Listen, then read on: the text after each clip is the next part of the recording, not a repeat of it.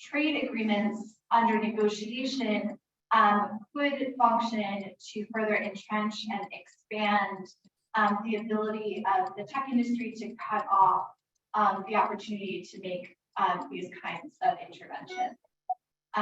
So just to take a step back, international trade law impacts the cross-border exchange of products and services, and it shapes as well how those products and services can be regulated by host government. So, the US might sign a trade law and then be constrained in the scope of what it can enact at the national level. And not following these rules can have punitive consequences. Countries can be sued. There are sanctions that can be imposed until their domestic policies are removed or changed. So what brings us here today is that some of the trade policies that are currently being negotiated, namely the Indo-Pacific Economic Framework, would have direct impacts on the ability to do fairness and accountability work. And so Arthur and Lori have gathered together a really excellent panel of experts to educate us on what's happening in this space. So with that, I will turn it over to Lori. Are you our first panelist? Good morning, everyone. Thank you for coming to this panel. I want to thank Arthur with Trade Justice Education Fund, who actually organized us, and all the co-panelists for joining. My name is Lori Wallach, and I'm the director of a group called Rethink Trade, and I'm a recovering trade attorney. And so here I am amongst all you technologists. I'm going to promise not to be dreadful. And if you want the details of what I'm going to talk about, because when a lot of people run through this the first time, they're kind of shocked. It's hard to believe this is what's really going on. It's a form of international policy preemption most people are not aware of. So I put the legal language in my slides. And the reason I put my email there is if you email me, I will send you the slides because I'm going to zoom through them, because a lot of people, I'm not going to walk you through trade agreement language fear math. You'll be walking me through math. But the reality is that this is here. It sounds so crazy, you can't believe it. And so I put the language so you can see it's real and I'm not exaggerating. So please put down my email if you want the details. And the bottom line of this whole thing is this digital trade business is mainly not about trade, which is a lot of what's in today's trade agreements is not. So today's trade agreements continue talking non-tariff rules that have to do with what you can do behind the borders regulation on stuff that is not what you would think about trade, right? Trade is products crossing borders. And then what the border taxes, the tariff, that's what you think of when you think of trade. But that's not what these agreements are like. So the World Trade Organization has an agreement that's like the anti-free trade. It sets up monopoly patent periods and extends them. And there are other agreements there that, like what you would imagine is not the trade agreement, regulate basically what governments can do at home. And this is a very brief history of the hijacking of trade agreements. After World War II, there were a bunch of international institutions to stabilize the global economy. The Bretton Woods institution, GATT, was the actual trade agreement. And then what has happened is that kind of got hijacked by a variety of corporate interests. I'm going to explain why. And we now have all these other things attached to the WTO, to a thing called the WTO, which replaced that GATT. GATT was literally only covered things you could drop in your foot. If it didn't cover a product, not covered in the trade agreement. Now you suddenly have rules on the service sector, intellectual property, food standards, procurement, all the stuff that should not have anything to do with trade.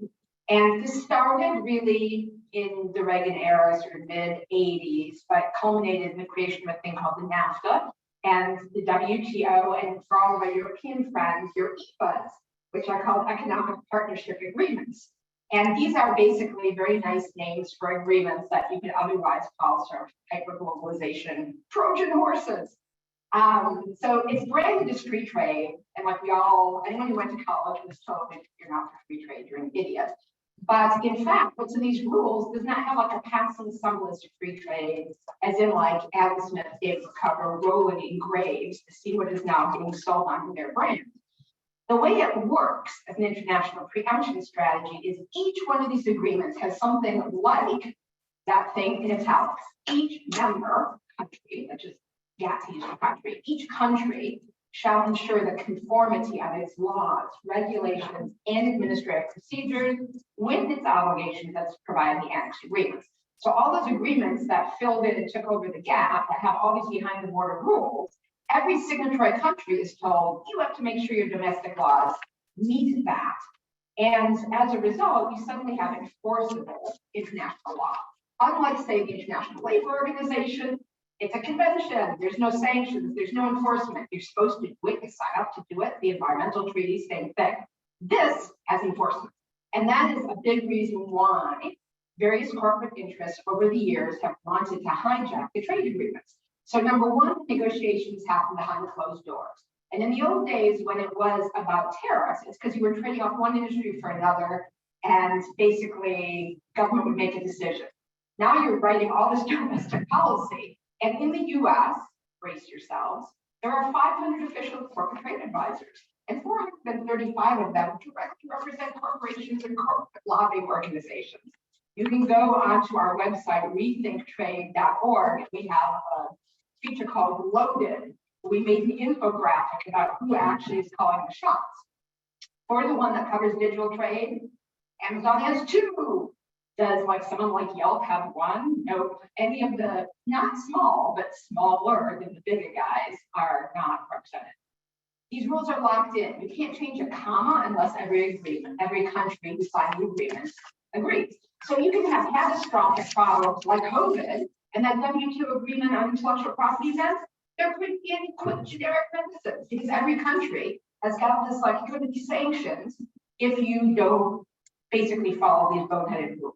So it locks in basically, especially in something like technology that's changing, it's not a very smart place to put rules of governance. By even enforceable, as I mentioned, the way it works is one country can say to the other country, hey, you're not meeting these rules. And then a tribunal of trade officials that basically have to work for the government or work for one of these agencies get to decide to impose trade sanctions. And you get, if you want to regulate privacy and it violates the rules, if these rules went into place, your export of grain could be sanctioned. So that basically you end up in your own government creating a lobbying crew of kill the regulation from whatever company or part of the government that is getting their actual exports, their trade sanction. And a trade sanction is just like a tariff you put up that basically penalizes the ability to sell stuff. But it can be hundreds of millions of dollars. The result is you basically can have global rules that are bad rolled out all in one. And so now we have this big conflict where you have Biden, who ever thought you'd hear a president of the United States use the term big tech, much less in the State of the Union speech. That was a moment, that was like a mic drop moment of joy for me personally. And he's rolling out a new kind of trade policy, which is excellent, except these Indo-Pacific Economic Framework Agreement negotiations are happening with the usual secrecy, with the usual corporate infestation. And as a result, we have them kind of heading off course relative to what the rest of the administration is saying, including with its all of government effort on competition policy.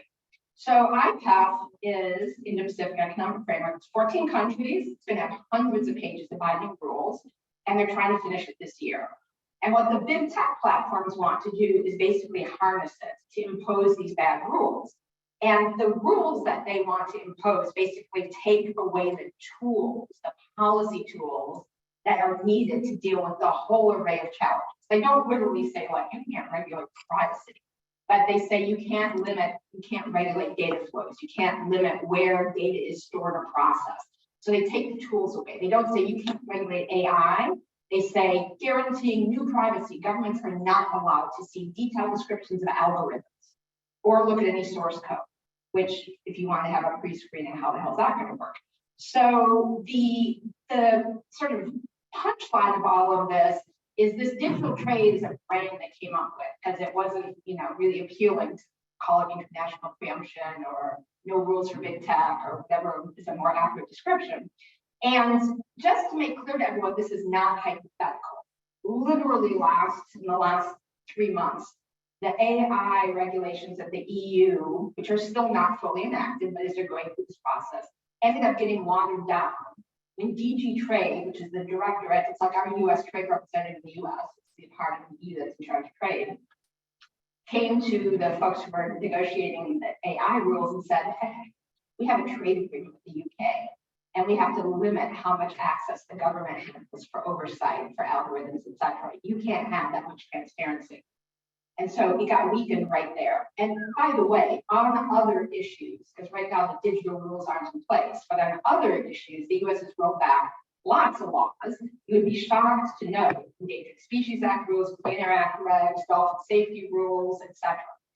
I recommend for anyone who wants to get into the details of this American Prospect story, big tech lobbies explain how they took over Washington, because it's actually a summary of a very good academic paper that interviews the people who actually hold the sons of making the digital trade brand.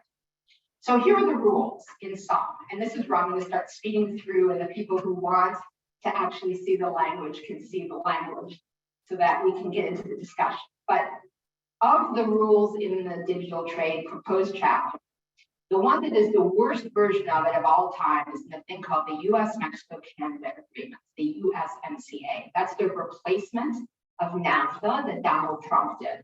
And for an administration that hated big tech, they certainly gave big tech some big presence.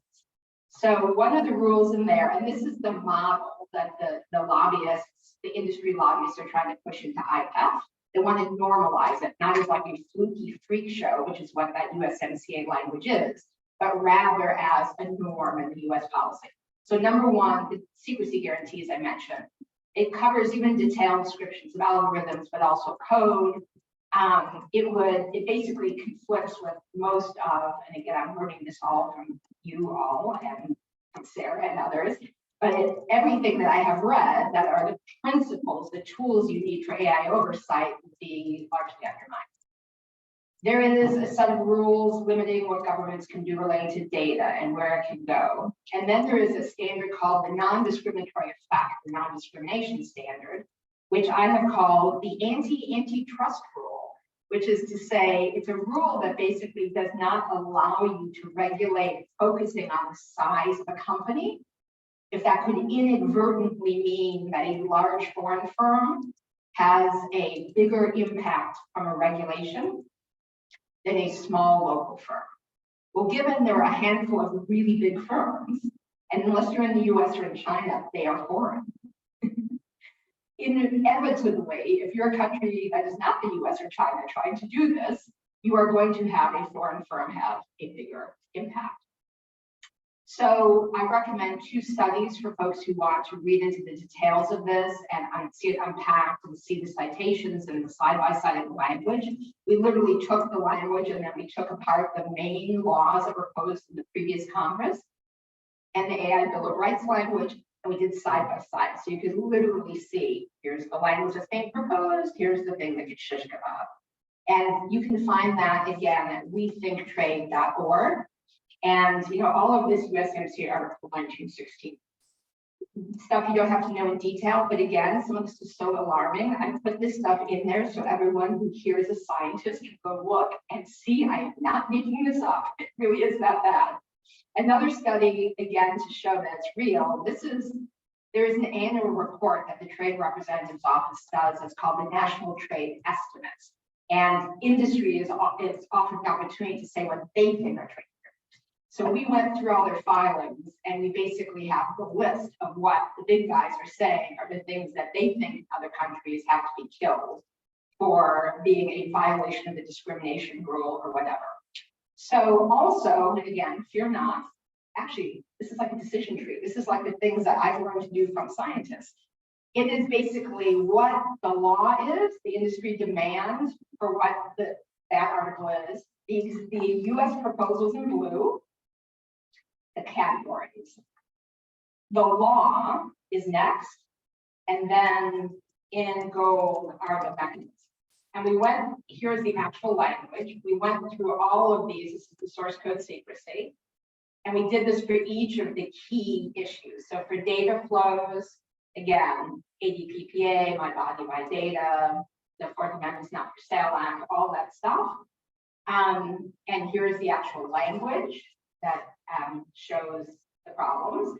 There is an exception in some of this language, and I just want to say one trade law wonky thing. If someone tells you there is an exception that fixes it, you will be warned that the exception that is in all these trade agreements is set up in a way that's self-canceling. And there is a ton of jurisprudence, and I actually put the link here, if you want the slides, to the paper where we have unpacked all the cases that show that in only 2 of 48 attempts in the history of GATT and WTO, i.e. since World War II, has this ever successfully been used, which is to say, not an exception you want to rely on. And then this is the non-discrimination issue, and I threw in the European and other attacks here because it's been as much an attack on other countries. DSA, DMA, the amazing Korea App Store bill, that's like the basis of Blumenthal's US Senate proposal, the German GWB, Digitalization Act, like all of these things are listed on these target lists, but then on the yellow column is the US copycat policies that are trying to build off of these good ideas from other places. And I put the language side by side, so you can see what the old language was and then what the crack USMCA language is. So here is the punchline, which is the good news is the discussion about technology and about economics in Washington under the Biden administration is super different than it was. And that is an opportunity, and we should not miss that opportunity. The trade representative just yesterday, Catherine Tai, gave a speech about how there needs to be a rebalancing of policy space and of representation, not just by the biggest platforms in what we do on digital policy. But we're up against a structure that has all those trade advisors, that has all that secrecy, that has a bunch of career negotiators who've done it the same old way. And so the dynamics starting to play out a little bit where you have the government agencies that are supposed to be helping privacy and competition policy, like the Federal Trade Commission, Department of Justice Antitrust Division, and the legislators like Senators Warren and Blumenthal and others who are doing the privacy legislation, the oversight, the anti-online discrimination. They're starting to stand up and say, we cannot have the IPEF lock in that USMCA language, or we're going to lose all of our policy space, because it doesn't just apply in the other countries, it would become binding on the US. So a country like Singapore, which is in this IPEF, where the US has an enforcement mechanism with Singapore called investor state dispute settlement, not only could Singapore come after us, but all of the companies incorporated in Singapore could practically enforce the agreement against us through the investor state dispute settlement system that already exists and trying to get taxpayer compensation. The tricky things are big tech has a ton of money and lobbyists. And so a lot of what the work is now is to basically get their own words and show what they're actually saying, because otherwise we end up losing in fights because they have more people per square inch to cover the policymakers. And then there's a big keenness not to have Congress do a vote, which undermines leverage for oversight. Here's what you can do. Spread the word. If this presentation made sense, if you think this is important with your colleagues who are in the tech world, who don't realize that there is a Trojan horse sneak attack underway in the field where they are focusing their lives and careers, please make sure folks are made aware. This is what we call the Dracula strategy of killing bad trade policies. You must drag it into the sunshine. And right now, this is in the dark. Most people whose lives are going to be affected don't realize. And then a lot of folks have been writing group letters. There could be, if you are someone who's an academic, there has not yet been a letter of computer scientists who are worried about this. But there have been civil rights groups, there have been privacy groups, consumer groups, unions. So for instance, whatever is a niche that you may have, see me, Al Wallach, at Rethink Trade. We can help make sure that you get the letter to the right people, but also help you figure out how to shape it. We can make a big impact. And peer letters of groups of people actually are important. It shows people are paying attention. We can get a different model in this process if we fight very hard to counter big tech's agenda And then we could actually make progress in creating international rules that explicitly preserve the policy space that is needed as compared to making trade agreements tools to undermine regulation and oversight, not just attack generally. So thank you, everyone. That is sort of the overview. And I'm going to turn it back over to Sarah or Ben. Ben is up.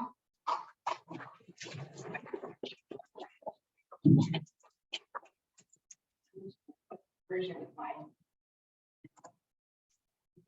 slide. I do. No, I do. So,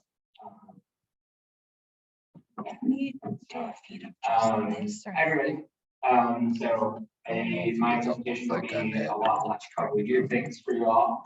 But I'm Ben Winters, Senior Counsel at the Electronic Privacy Information Center. So we focus on privacy and civil liberties, and I focus on policy.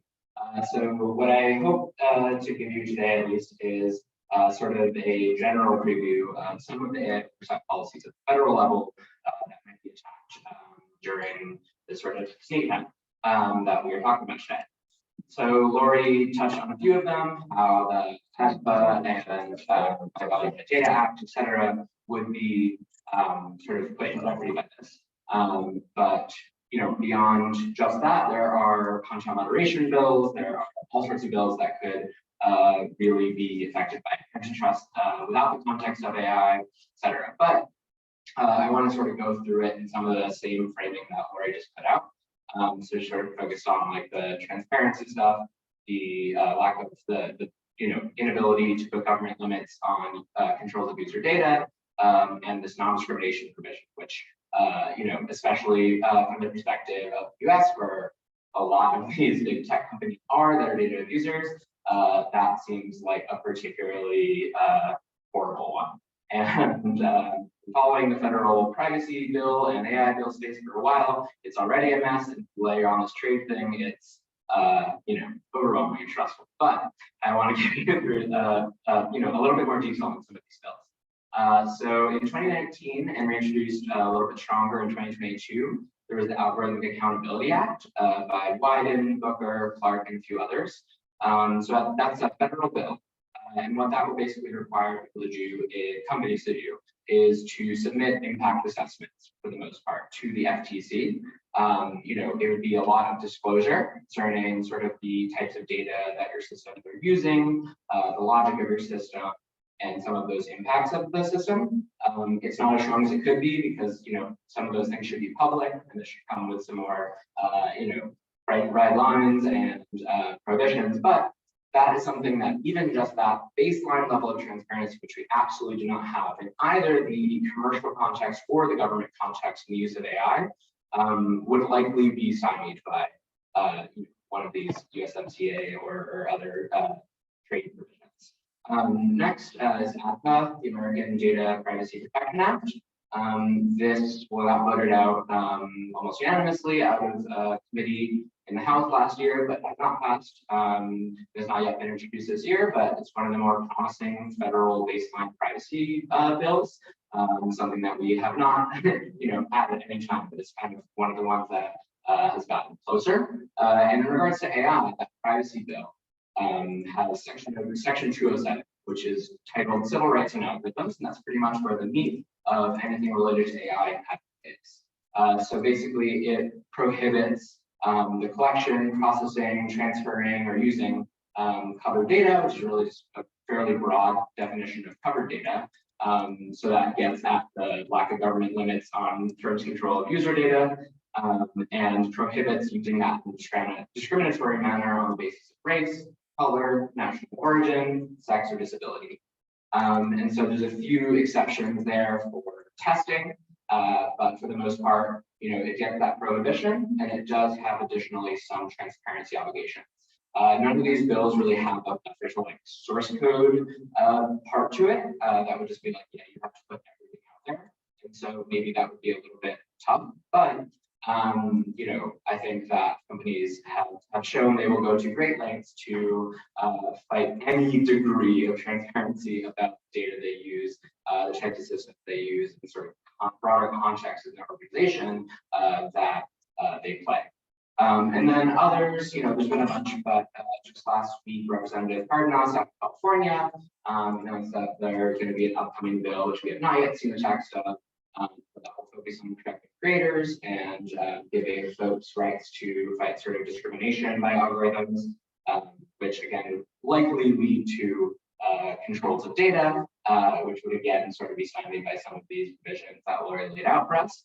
And then there's a few other sort of disclosure bills, most notably really recently that Representative Clark, proposed a bill saying that any sort of political messaging that's AI generated in any way, we disclose that to the voter, to the person. And similarly, the Deceptive Practices and Voter Intimidation Act, which was tried to pass in the HR 1 a few years ago, but has not, would also sort of get at that sort of misinformation through AI. And to get under that, there's an underlying degree of transparency required and underlying control of sort of personal data being used to create some of these tools. And so again, that's something that might be something by here.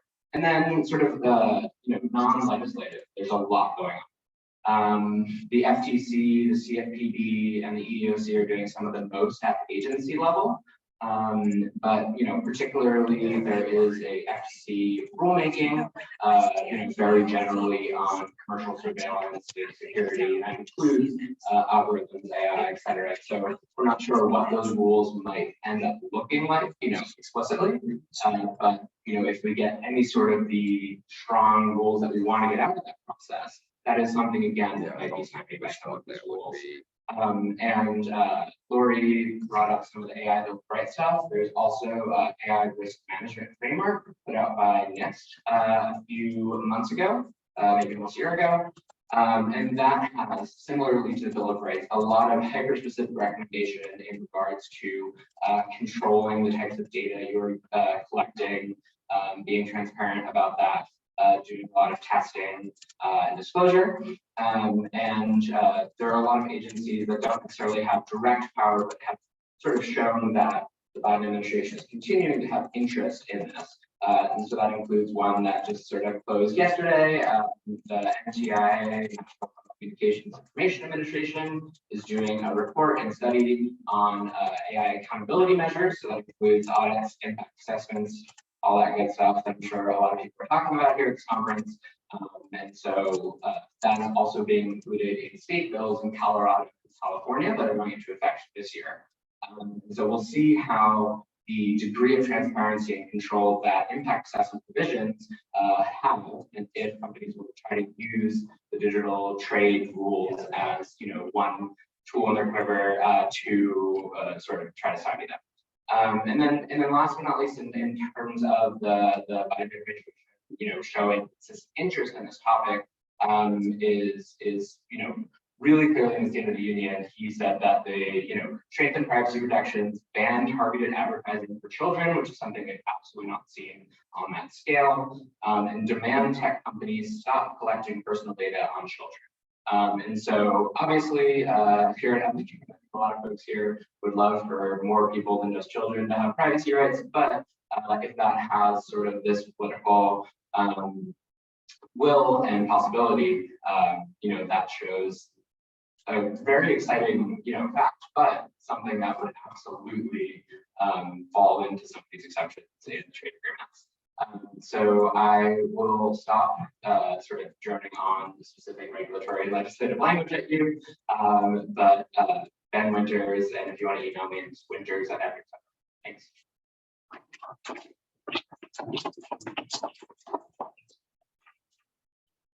And next up, we have Jai Bufra, who's a fellow at the AI Now Institute.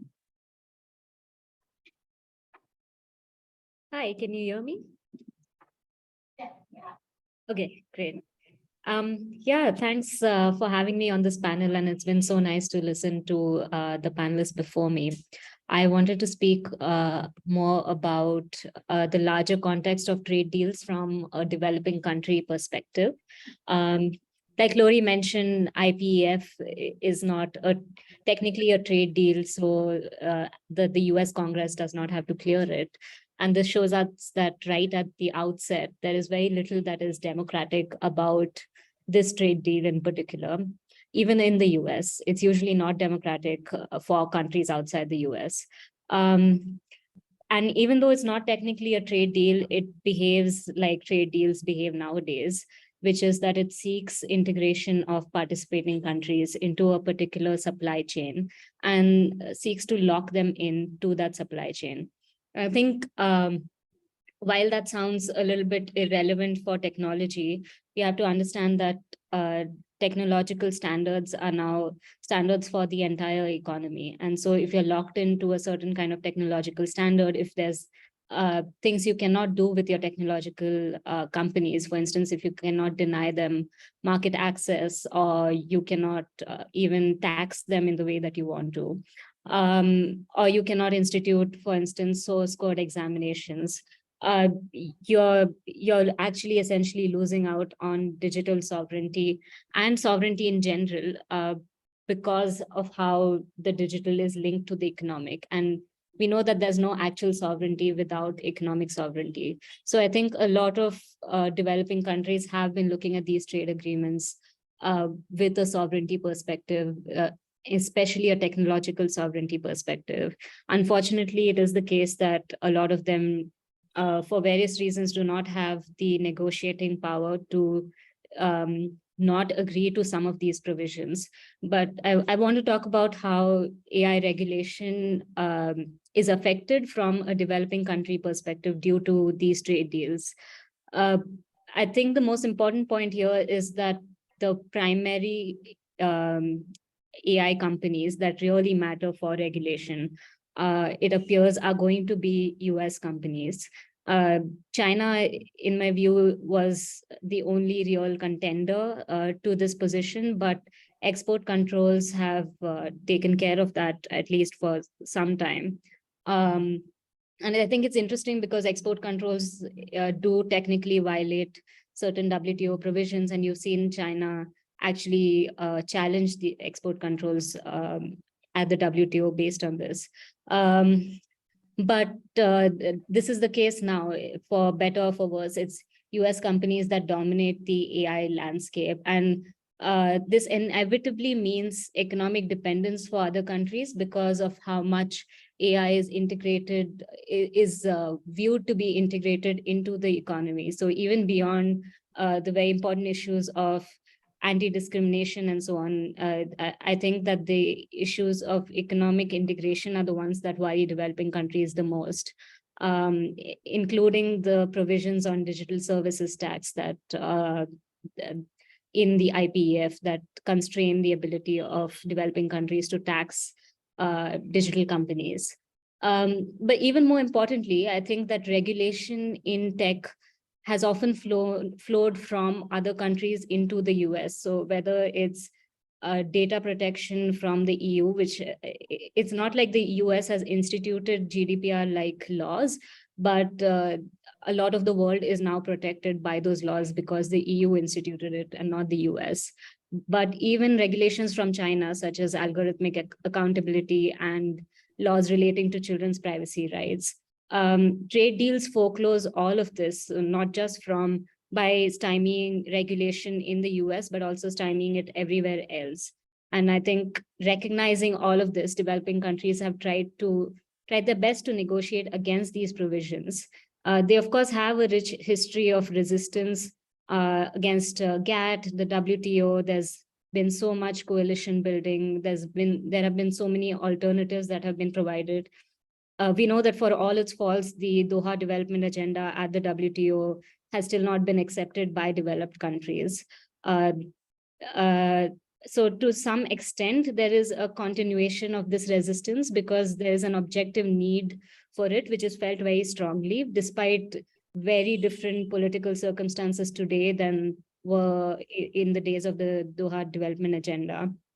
And you can see evidence of this from India refusing to join the Regional Comprehensive Economic Partnership, and also India deciding to stay out of the trade pillar of the IPEF. And from what I understand, the digital trade provisions in the trade pillar of the IPEF played a large role in India's decision. I mean, I don't know if this decision is itself set in stone, but this is what drove it. Especially India seems to be giving up some of these positions in other free trade agreements. So it's complicated. But even countries that are already inside the trade pillar and negotiating have been resisting the digital trade provisions of the trade pillar, including large and important countries in this domain like Indonesia.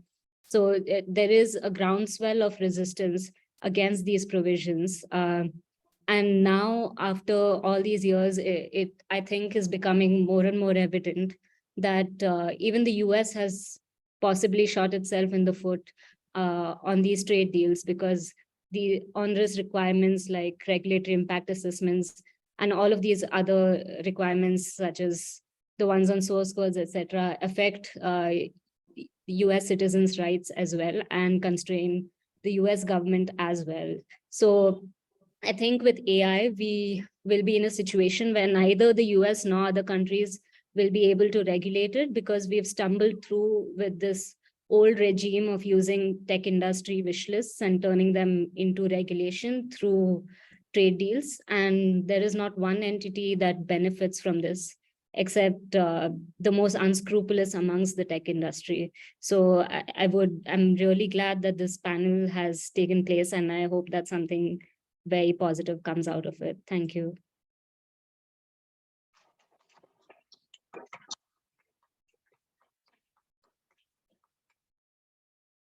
Thank you. Next, we have Patrick Woodall from the AFL-CIO Technology Institute.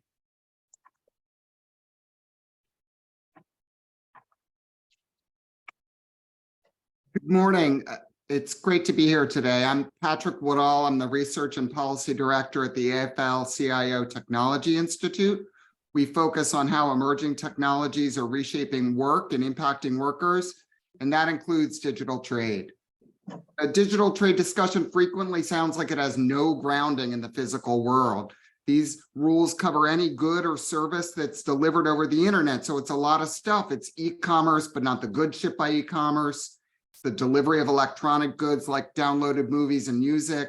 It's digital services like email and smartphone apps and social media that people use every day. And it's cloud computing and big data used by companies, big tech firms, and employers. But big tech pretends that it's just stuff like Candy Crush, so it doesn't affect workers. But the big data and software in the workplace is impacting millions of workers, whether they know it or not.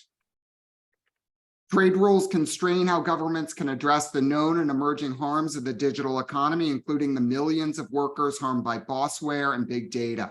It includes back office, call center, and other workers whose jobs are digitally offshored. It includes workers whose jobs are controlled or managed by software, including retail and restaurant scheduling apps. It's workers like teachers that are rated or even fired by algorithmic management. It's warehouse and delivery workers that are prodded to work faster by productivity apps, and low-paid gig workers that toil for platform companies. And it's workers everywhere that are monitored on and off the job by their employers. These workers are all impacted by digitization, and the digital trade rules give all the power and the rights to the companies that control these technologies and data. Look, as Lori said, all trade provisions prioritize corporate rights over protecting workers, consumers, and the environment. But the digital authorities are more absolutist, and the limitations on regulatory governance are more stringent. Almost all domestic regulations that have been challenged under global trade rules have been declared illegal trade barriers. Even the threat of trade challenge can discourage countries from implementing common sense protections. But the prior trade areas like workplace and food safety were built on decades of regulatory scaffolding that at least theoretically recognize the value of those safeguards, even if not in practice. The digital economy, on the other hand, is almost totally unregulated. Governments, including the United States, are only beginning to confront the known and emerging hazards of these ubiquitous technologies. Congress is just starting to address digital privacy, workplace surveillance, and digital monopolies. And regulators are struggling to enforce the current law, including labor law, in a digital environment. The existing digital trade language grants broad powers to big tech and employers over data and software, and narrowly restricts government oversight of the digital economy. That includes weak voluntary self-regulation for workers and consumers on things like privacy and spam and cybersecurity. But it really just reads like a list of big tech commandments. Thou shalt not restrict cross-border data flows. Thou shalt not require data to be held domestically. Thou shalt not access or regulate the software. These limitations lock in the current unregulated environment and make it hard to confront the downsides of the digital economy. The tech companies pretend that the data and localization provisions promote internet freedom and stand up to authoritarian governments, but it's really about offshoring. A 2021 Facebook study highlighted the offshoring benefits as a key rationale for the data provisions. Moving the data means moving any digitally enabled jobs, including data processing, call centers, back office, telemedicine, and more. Tens of thousands of US unionized call center and data processing jobs have already been offshored to digital sweatshops with pittance wages and non-existent worker protections. And important public data services like veterans' health records have been privatized. Policies to safeguard sensitive data or secure critical sectors could protect consumers, the economy, and US jobs, but would be illegal digital trade barriers. And these jobs are often offshored to countries with weak labor laws and histories of labor abuses. Look, much of the digital offshoring is already going to IPEF countries with appalling records of labor abuses. The International Trade Union Confederation counts 7 IPEF members as amongst the most hostile to workers and labor rights. Malaysia, Thailand, and Vietnam have significant forced labor and human trafficking problems, and child labor is persistent in India and Indonesia. Thailand, Korea, and the Philippines have arrested union leaders, and there are extrajudicial killings of labor activists in the Philippines. India and Philippines are also already home to thousands of digitally offshored back office and call center workers. And these 2 countries are also the host to an army of exploited ghost workers. These are the people that transcribe your Siri conversations and tag and code and enter data that is the backbone of artificial intelligence.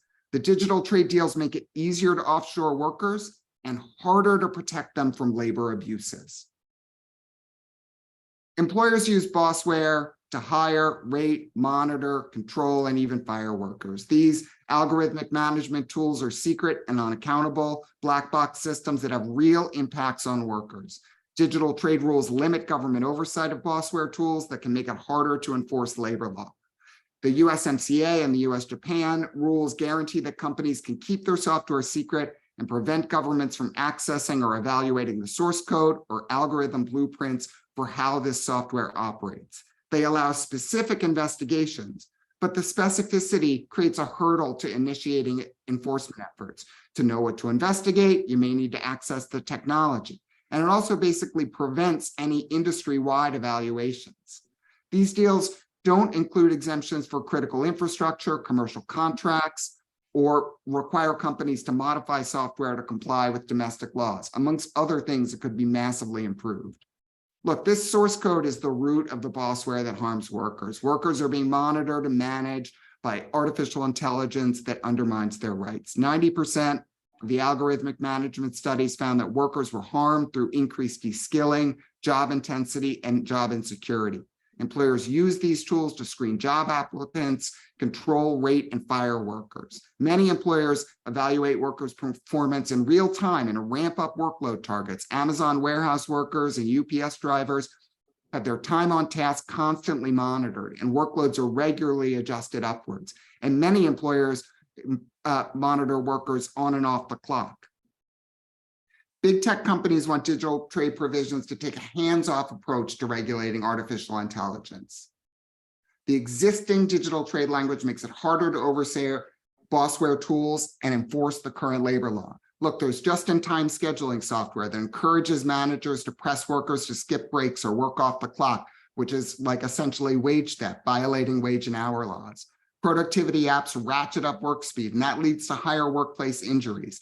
Amazon warehouse workers are rated on their pick rate, and that rating is associated with serious injury rates that are 5 times higher than the national warehouse average. Digital monitoring is included snooping on a worker's social media accounts to sniff out union sympathies that can lead to anti-union coercion and retaliation. And automated job applicant screening has been rife with discrimination that makes it harder for people of color, women, older people, and people with disabilities to secure jobs.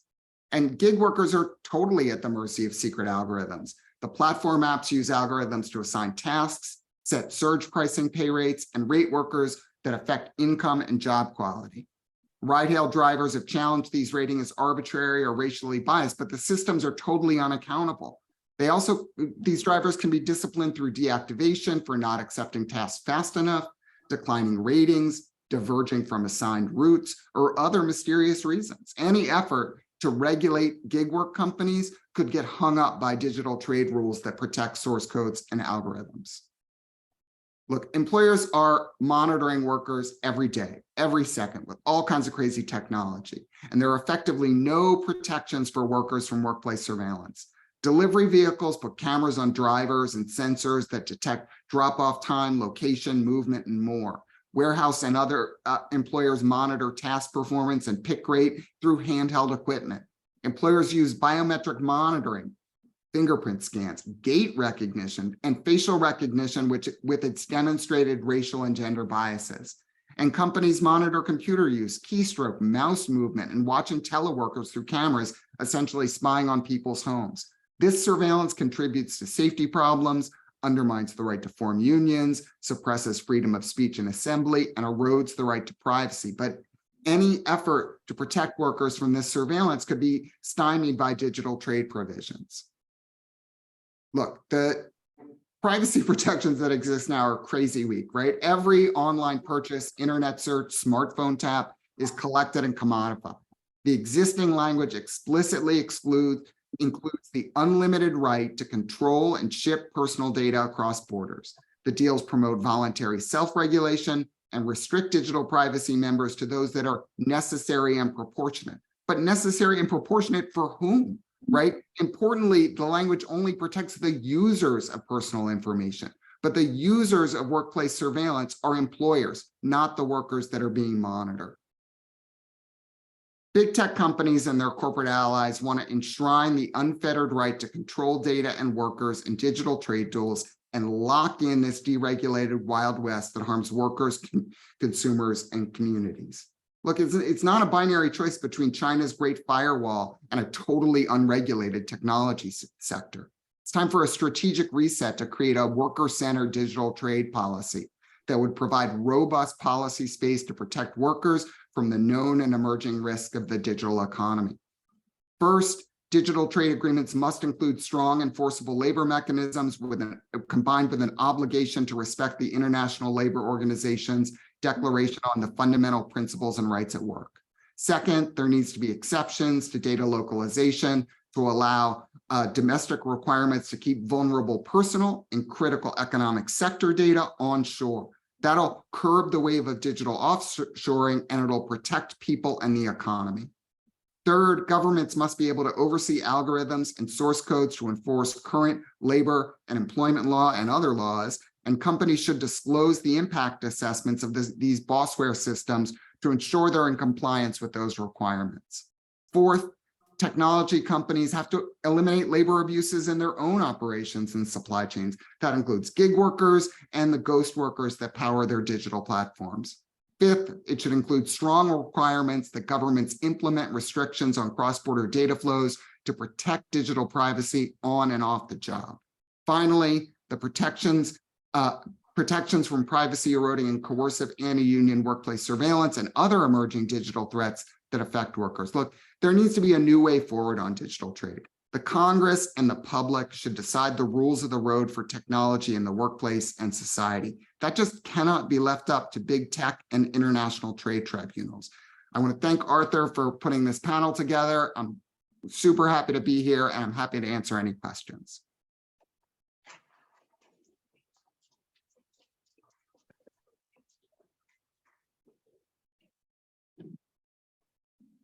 All right, well, that wraps up our panel. So let's turn it over to questions. And so I'll ask folks who are in the room to come to the microphone if you'd like to ask a question. If you are joining us over Zoom, you can put them into the Q&A. But just to kick things off, we've seen a variety of different issue areas that sort of fall within the constellation of issues that folks at fact are working on, things like privacy concerns, algorithmic accountability concerns, effects on workers, and the impact of worker surveillance. So across these different functional areas, I think one of the things that I'd love to talk through is what's next. What are the ways that folks who might be under this larger tent can plug in and address these issues? Maybe like to. This is working. Whoever would like to answer. Yeah. Hi, everybody. I'm Kate Kay. I work for World Privacy Forum. Some people might know me from my reporting days covering AI data. So I have a couple of questions. I guess the big one is, as a reporter for many years covering legislation and regulatory stuff, I have to say a lot of this idea that trade policy or trade rules is going to preempt all the stuff that we are constantly worried about, right? Is this bill going to pass? What's in the bill? All that stuff. Well, if it's all moot, how does it actually happen? Practically speaking, how does a trade preemption actually preempt or limit or stop something that's in past legislation, for example? And then a second question that maybe I think anybody could address. I'm really interested in some of you guys talking more about data localization, because it seems like there's a lot of tension around that topic. Patrick just talked about wanting to ensure that, I'd love to hear him talk a little bit more about it. It seems like there's a lot of concerns if you look at certain rules happening, say in certain African countries, when it comes to how they want more control over localizing data in a way that can somehow can actually create a lot of problems for people. But there's also a desire to have free and open access to data, right? And not have that localization and not have the government control. And I don't know. So I'm trying to understand that a little bit more too. But maybe you guys can tell me how trade preemptions happen practically. Maybe I'll take a shot at that with an example that actually is going to be near and dear to everyone, unless you're vegan.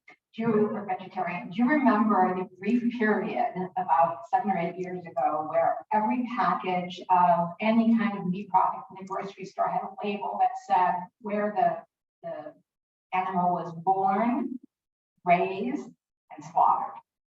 And that language was what was called mandatory country of origin labeling. And Patrick, in a previous life, worked in a group that fought really hard to help get that done. Congress enacted it after 25 years of fighting with the big beef guys. It went into effect. It was not discriminatory, but Mexico and Canada, kind of on behalf of the U.S. Cattlemen's Association, challenged that law at the World Trade Organization, saying, hey, you didn't conform your laws. That law doesn't conform to the constraints on domestic policy in the WTO. So what they do is there's a dispute settlement system. They file a case. A tribunal of 3 trade officials gets picked. There is not great conflict of interest rules, etc. There's a lot of secrecy. And these 3 tribunals get to decide if the domestic law does or does not meet the trade union obligation. In this instance, they said, no, it doesn't. And actually, interestingly, it was a little bit like that non-discrimination rule I was talking about, where it wasn't that it was facially discriminatory, but it could have impact, they said. It could possibly hurt Mexican and Canadian beef ranchers more than U.S. ranchers have to follow. So they ruled against it. There's some appeals. There's a lot of hollering jumping up and down. The U.S. tries to change the law to conform. They lose that. In the end, almost $2 billion of trade sanctions against U.S. exports were authorized by that tribunal if the U.S. didn't kill the law. And so the Obama administration first issued a regulation weakening it.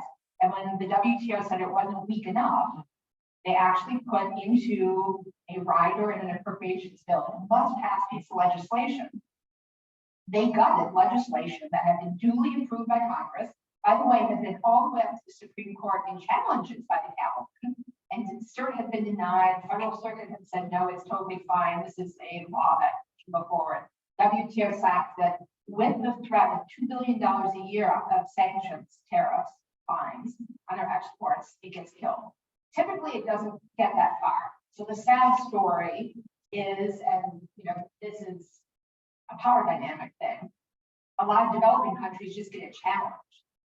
And the thought of the years and years of legal fees, government fighting, and the potential threat of the U.S. cutting off aid or whatever else the EU or the U.S. can do, a lot of countries just drop their law.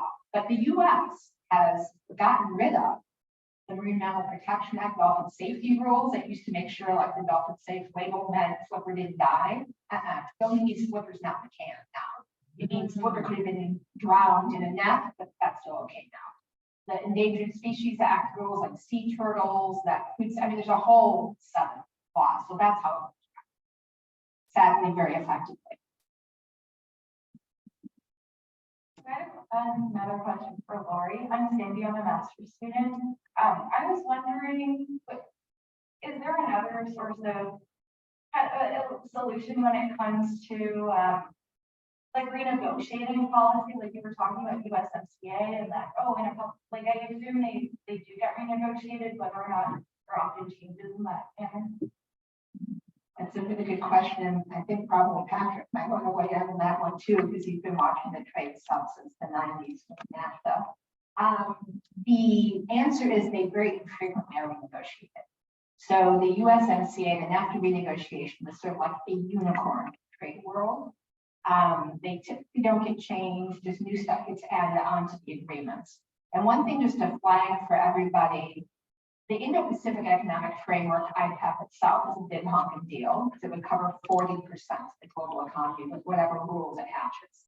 However, the reason that the industry guys are so focused on it is they're trying to make that the US position to take to the World Trade Organization, which instead of changing old rules that are problematic, like the ones that have sacked all these previous laws, and like India's constitutional rule about no tax in the life forms of seeds. There's a whole list of horrible things the WTO is ruled against. Instead of fixing that, there's a push to put digital trade rules in the WTO now.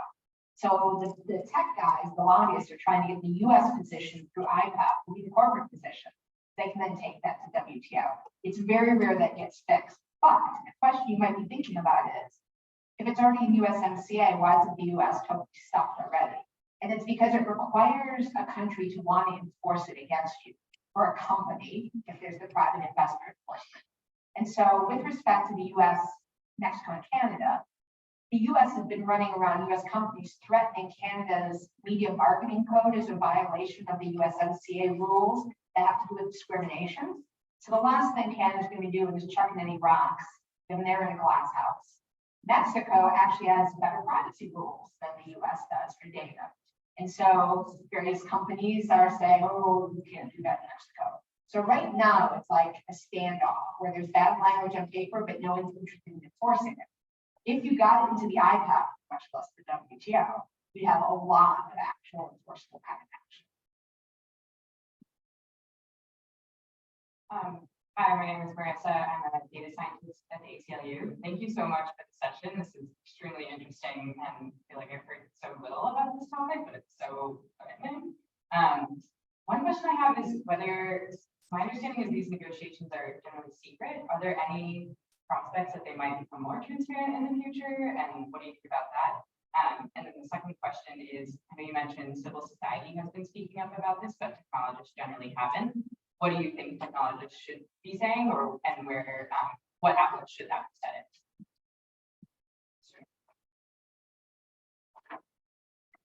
So you're right that these negotiations have been largely unfolding in secret. And one of the points on which I think civil society actors have been weighing in is to say that we need greater transparency around the way that the negotiations proceed, so we even know what's on the table. So I think that's an item to continue advocating for.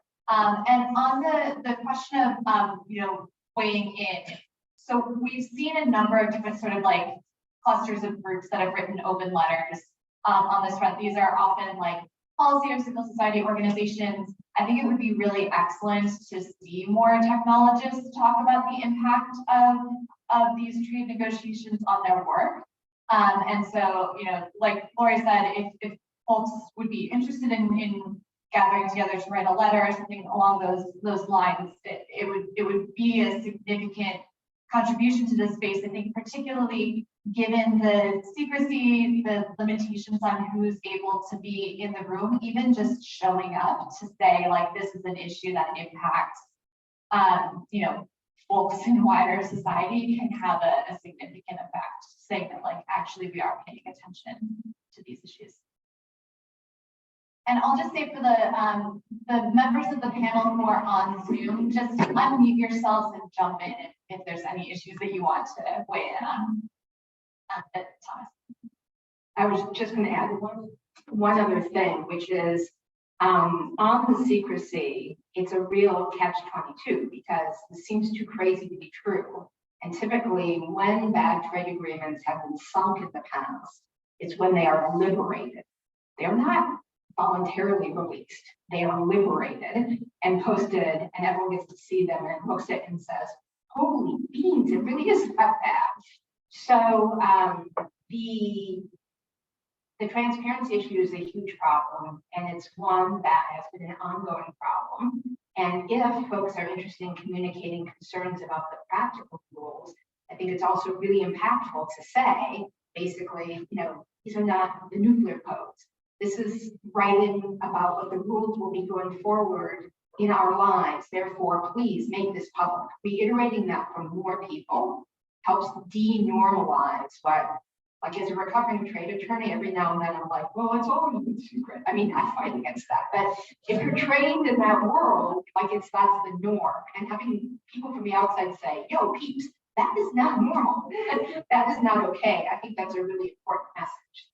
And I don't know, oh, Patrick, dive in, please. Yeah, I do want to answer the question about data localization. And so look, there's a distinction. There are two sorts of things that are often conflated. One is a sort of domestic presence requirement, or whether the data servers are going to be domestic. And the other question is whether the data itself, whether some categories of data are so important that they might warrant domestic protection. There are already some things like this, right? Financial data is domestic under USMCA because Treasury and the SEC want to actually enforce tax law on it. And they don't want people to be able to like run their financial data to some data haven where they can't actually enforce the tax law. So the question is really, are there some things like your medical records that you think would be safer held here than in internet? And remember, all of these data questions, they're phrased as if there's some sort of magical free flow of data that is inherently liberating, but it's mostly liberating for the companies. And all of the data is everywhere today, right? So this data is crossing borders today.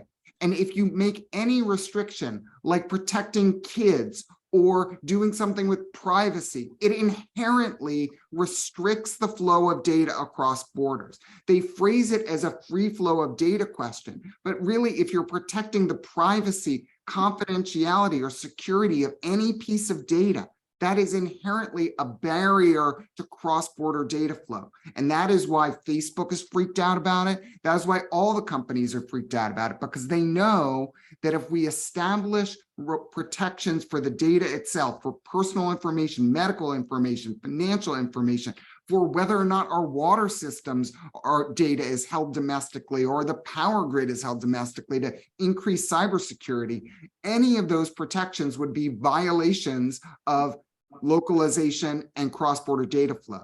And they frame it in this sort of gauzy, ethereal internet data freedom thing. But the reality is they just don't want to, they don't care about protecting your data because they're making a lot of money on it. Thank you, Patrick. thanks a lot. I'm Tom Schreins. I teach at Henry School of Law, and I've worked in digital trade for years, but I would have never imagined to have a panel on digital trade. And in fact, thanks a lot for bringing this topic to the this venue and to have this discussion. So I have two related questions that are about the intersecting communities that are engaged in this kind of discourse. And I'm a scholar, and I can't help but think that there's such a disconnect between the scholarship on digital trade and the take that you've presented to this audience. Because if I go to a digital trade law conference staged by my colleagues and friends in digital trade law scholarship, most speakers there will be in favor of digital trade. They will write papers that think it's a good idea to have the WTO or the USMCA or EU trade agreement address these important issues because we want international coordination or we want free data flows. And I don't think they're all captured by industry. So maybe we want some of these rules to be drafted in international venues, but the question becomes what kind of. So I was wondering if you had opinions on the interplay between the scholarly discourse on digital trade and your positioning against these digital trade rules. And I think what Patrick was just talking about is such a good example for that free flow of data issues. That's something that we should support through digital trade rules because it's for internet freedom, or is this something we should oppose because it restricts state stability, restricts data flows in the interest of sensitive data or privacy? And the other related question is how to bring all the expertise and knowledge that this community has, not just into the digital trade scholarship, but also into the digital trade negotiating practice. Because the example that you highlighted about the source code protection is, I think, a case where the trade negotiators weren't fully aware of what they were doing. They were pushed towards stronger protection for source code by industry that has an interest in not being forced to disclose source code for competition reasons. And they didn't really think about the implications that would have for their accountability work that many of us here are interested. So the question is, how do we get these concerns around accountability earlier onto the radar of trade negotiators? Thanks a lot. There was also a question that came through the chat earlier that was, where did the iPad originate? And maybe having some of that context would also be useful for Tom's question. Right. So IPEF originated from the National Security Council. And the idea was to get a gathering of non-China group countries in the Pacific Rim as a group to try and make some common rules. It has 4 pillars. The trade pillar is pillar 1, is just part of it. The other parts are much less detailed. Pillar 1, I feel it's gotten kind of out of control. So they just finished pillar 2, the whole thing's 17 pages. Pillar 1 now has 10 chapters, each of which the digital one is, dozens of pages, and it's getting, as Jay said, it's like a very detailed trade agreement, minus some really bad things that are being left out, God bless the Biden administration. So there's a bunch of horrible stuff that's been in past bad trade agreements are not being included, but this digital stuff is tricky, and I think there isn't a balance. And to sort of go to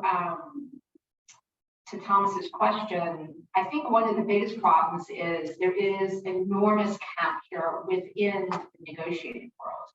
And there was recently a really scathing report that Senator Warren put out that was based on Freedom of Information Act, information communications, because tons of former, tons of former U.S. trade representative staff have gone out of USTR and are now working for Meta, Google, Amazon, etc. Literally, like the entire executive wing of USTR of like 2 or 3 generations have revolving doored out into big tech. And so there's some people who revolving door back in. And so you have, when people bring up the kinds of issues that we're discussing here that people in fact are concerned about, the first thing that you get is here's the door, talk to the hand from the career people. Now, the thing that's great is the leadership, the political leadership, USTR Catherine Tai, realizes that there has to be a different balance. And I think she wants the policies to be consistent. But the negotiating hierarchy of all the people who've done it one particular way is very ingrained, not just the trade representative's office, but in other places. So you've got a situation where you have industry being these private advisory roles.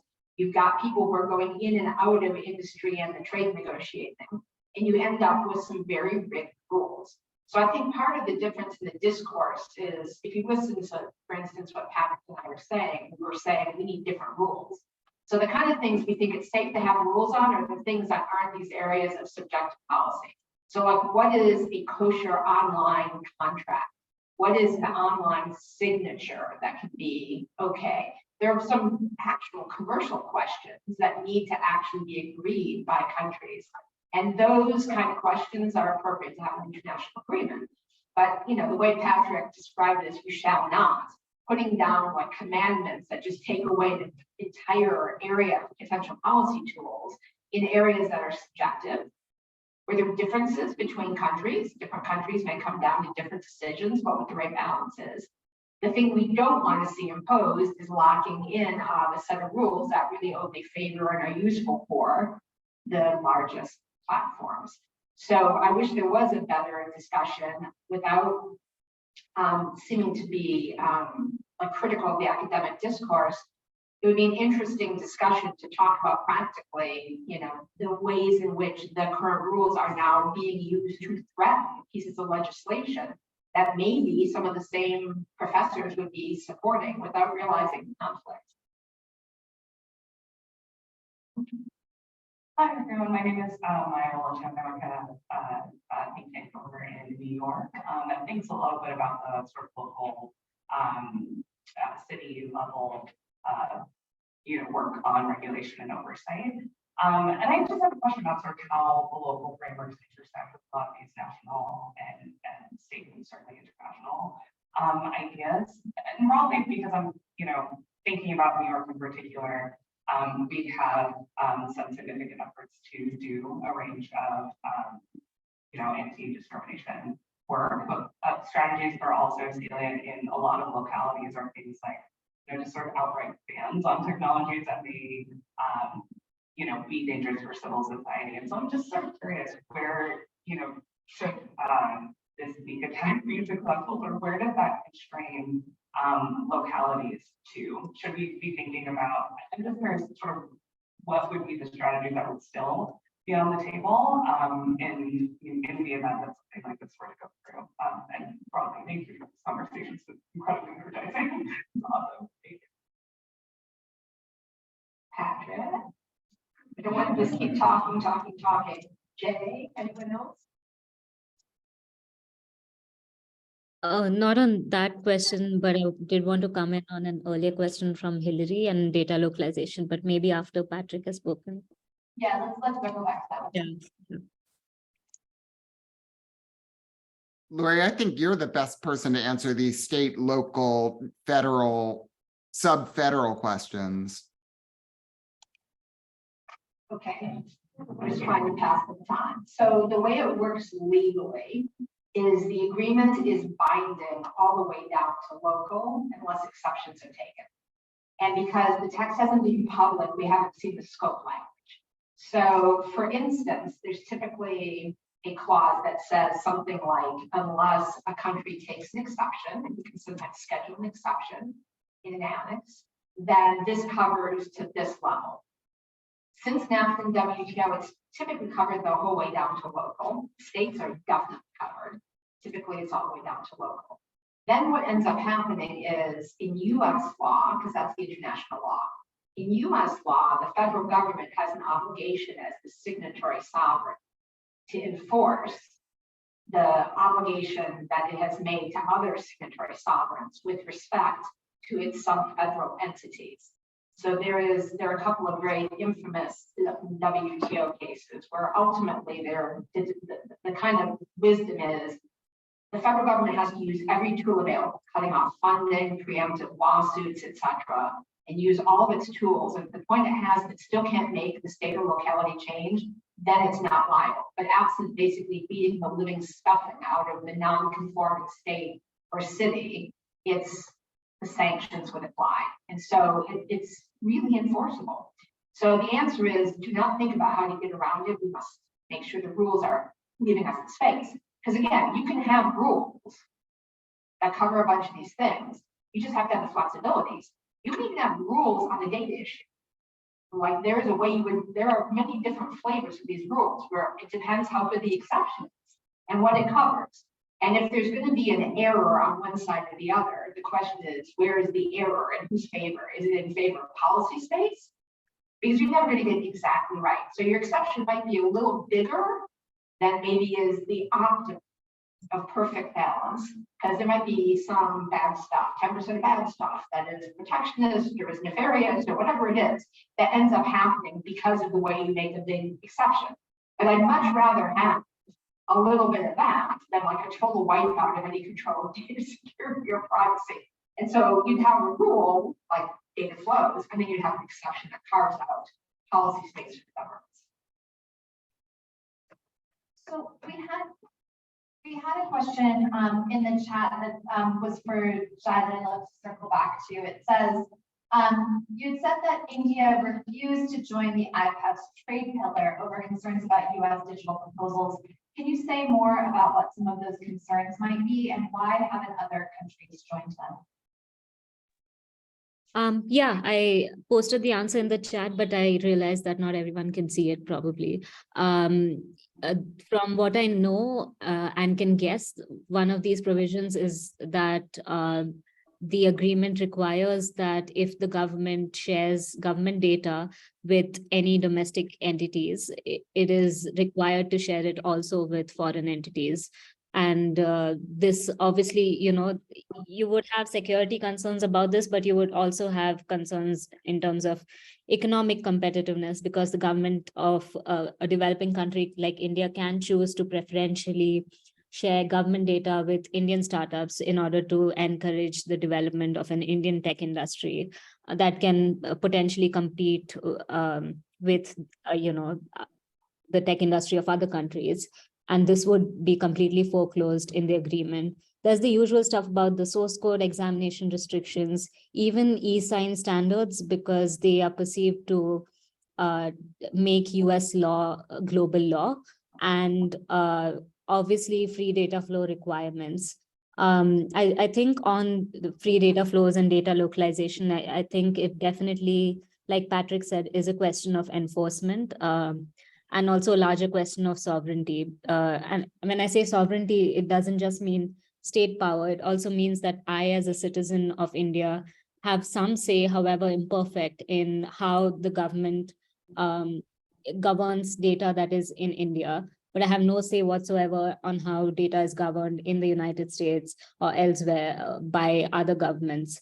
And so this is like a quite important question of sovereignty. It is also used as, from what I've seen, as a bargaining chip by developing data-rich countries in order to not just concede free data flows for nothing in return, because if you look at it, it is a very unfair arrangement, because data flows out of these countries and they don't actually get anything in return. So they're seeking to get some concessions in other parts of the trade deal in return. And this is why this has also been such a contentious issue.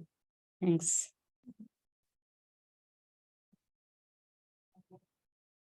Hi, my name is Andrew. I'm a PhD student in computer science at NYU Center for Responsible AI. And I kind of had two questions, but I think they're kind of quick. The first one is a bit of a clarifying question. I'm having trouble understanding if like national legislation supersedes what's in these trade agreements, and it might not be clear in my mind because it might not be clear how it actually works. I got a little bit more clarity from the previous question about local legislation, but if you could just touch a bit more on that, that would be great, just for understanding. And the second question is there any case studies, or is it worth thinking about at all, like sneak attack first away from like the fairness community to try and get better oversight and regulation through these types of trade agreements? I'm just curious about that. Patrick, do you want to start? I'm just trying to make sure I'm not blah, blah, blah. Everyone loves to hear you blah, blah, blah, Laurie.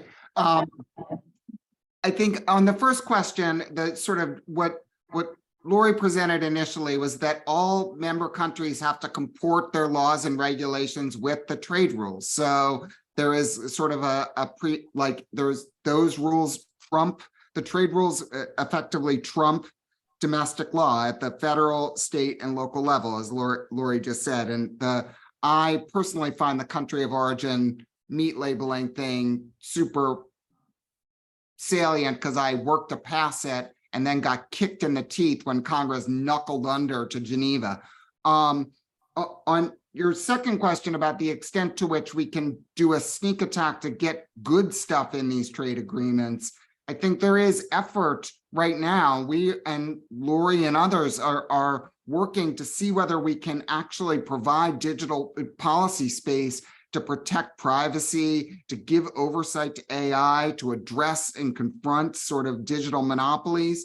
But this is a crazy heavy lift, and it's not really ever been done. There's nothing in any of the trade agreements that's really been protective of anyone's interests but the companies. So I think it's an idea where we've been working to do this, right? We got more labor protections in USMCA than were in NAFTA. There are efforts to do this, but it is an uphill struggle, would be a supreme overestimation of the lift. And I would just add to that. So practically, how it would work is, let's just say Senator Blumenthal's App Store bill that's in the Senate gets passed. That's basically like just a really basic antitrust stuff. So that says any developer can use more than just the payment system of Google or Apple, which are a duopoly. You can have another system, and you can offer your creation on more than one platform. And this is very similar to what Korea passed. As Google and Apple, basically, because there's so much control, can make you just use their payment system and then take a huge cut. And then also they can say you pick one of us, but you can't be on both, and then try to figure out. So this is a basic good anti-monopoly stuff. The way it would work is that would have a disparate impact depending on the size of the company and how much of the market the company had. And so a law like that would be out of conformity with the rules. Or, for instance, another one that personally makes me super nervous, and it gets to the question I was asked about local New York stuff, is the places where they're trying to regulate the online ride-sharing companies and try and make sure that the workers are paid like a taxi driver would be paid with some like basic, withholding, etc. And for that matter, in some countries, they want to put in hours of service, so that it's basically the same kind of labor laws as apply to limousine drivers or bus drivers. And all of those kind of things, if it's like Uber is the biggest one in the market, and there are a couple of European ones, one from Spain that's huge in Latin America also. If it happens to be that the foreign one is the bigger one, even though the law may say everyone has to have these kind of rules for any kind of transportation company, whether online or brick and mortar, if you have more than 5 employees and this is what the employee means, this is what you have to do. That kind of law could run afoul of the antitrust rules, just for instance. And so then the country basically would face these threats after a challenge unless they don't have a law. That's how it works. As far as the reverse sneak attack, like we're not sneaking, we're publicly saying we should do the right thing.